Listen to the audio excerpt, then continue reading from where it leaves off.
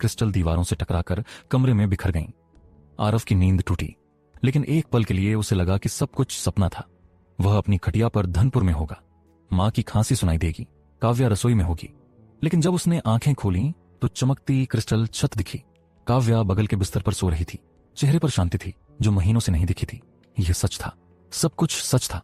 आरव उठा और खिड़की के पास गया। नीचे प्रशिक्षण मैदान में पहले से ही 10-20 युवा अभ्यास कर रहे थे। एक लड़का हवा में 15 फुट ऊंचा कूद रहा था। एक लड़की अपनी हथेलियों से नीली ऊर्जा के गोले बना रही थी। एक और लड़का तलवार से अदृश्य दुश्मनों से लड़ रहा था, इतनी तेजी से कि आंखें धोखा खा रही थीं। यह सब मुझे भी सीखना होगा, आरव ने सोचा। उसका पेट मरोड़ खाने लगा। वह तो एक साधारण गांव का लड़का था, कैसे? दरवाजे पर दस्तक हुई। विष्णुदत्त अंदर आए। उन्होंने साधारण सफेद कुर्ता पहना था, लेकिन छाती पर वही गरुड़ प्रतीक चमक रहा था। उठ गए? अच्छा, जल्दी से तैयार हो जाओ, दादाश्री तुम दोनों से मिलना चाहते हैं।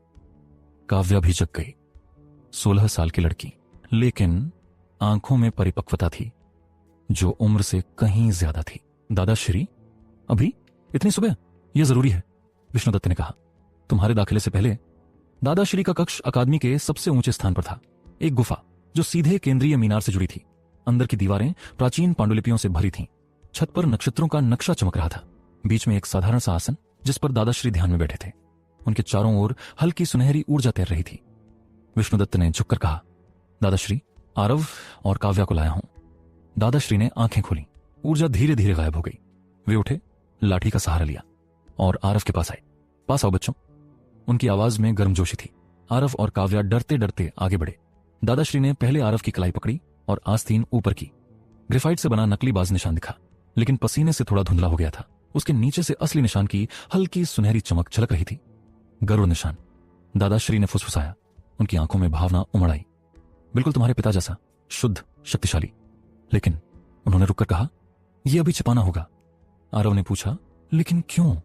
यह मेरी पहचान है, दादाश्री ने गंभीरता से कहा। क्योंकि गरुड़ परिवार को नष्ट माना जाता है बेटा। 20 साल पहले कालनाथ ने पूरे परिवार को मार दिया। सिर्फ तुम्हारे पिता बचे। अगर लोगों को पता चला कि तुम गरुड़ के असली वंशज हो तो? काव्या ने पूछा। तो कुछ लोग तुम्हारा स्वागत करेंगे, लेकिन बहुत से लोग, खासकर जो कालनाथ से जुड़े हैं, तुम्हें खत्म करने की कोशिश करेंगे, दादाश्री ने कहा।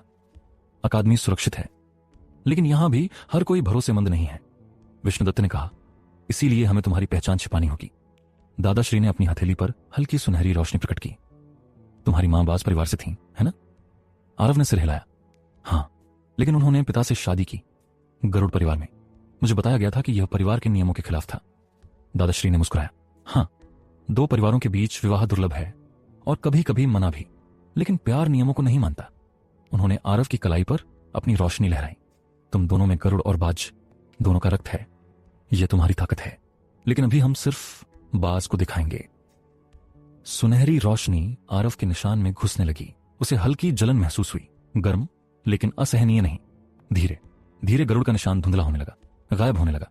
उसकी जगह एक दूसरा निशान उभरने लगा। बाज, पंख फैलाए, लेकिन गरुड़ से छोटा और सरल। यह मेरी दिव्य सील है, दादाश्री ने कहा। यह तुम्हारे असली निशान को छिपा देगी। सिर्फ वे लोग देख पाएंगे जिन्हें मैं अनुमति दूं, या जो मुझसे ज्यादा शक्तिशाली हों। आरव ने अपनी हथेली देखी। बाज का निशान साफ दिख रहा था, जैसे हमेशा से वहां था। कोई ग्रेफाइट, कोई नकलीपन नहीं, बिल्कुल असली लग रहा था। यह कितने समय तक टिकेगा? आरव ने पूछा। जब तक तुम जीवित हो, दादाश्री ने कहा। जब तक मैं इसे नहीं हटाता या तुम्हारी अपनी शक्ति इतनी मजबूत नहीं हो जाती कि सील टूट जाए। फिर उन्होंने काव्या की ओर मुड़े। तुम्हारी बारी बेटी। काव्या ने अपना हाथ बढ़ाया। उसकी हथेली पर भी 2 निशान थे, एक गरुड़, दूसरा बाज, लेकिन दोनों हल्के थे, लगभग पारदर्शी। 16 की उम्र में निशान अभी पूरी तरह जागे नहीं थे। दादाश्री ने वही प्रक्रिया दोहराई। सुनहरी रोशनी, हल्की जलन, फिर गरुड़ गायब। सिर्फ बाज का निशान रह गया।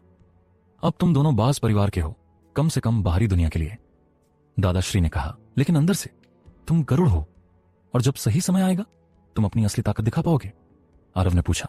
कब? दादाश्री ने उसकी आंखों में देखा। जब तुम तैयार होगे। अभी तुम बहुत कमजोर हो। अगर तुमने गरुड़ की शक्ति जागृत करने की कोशिश की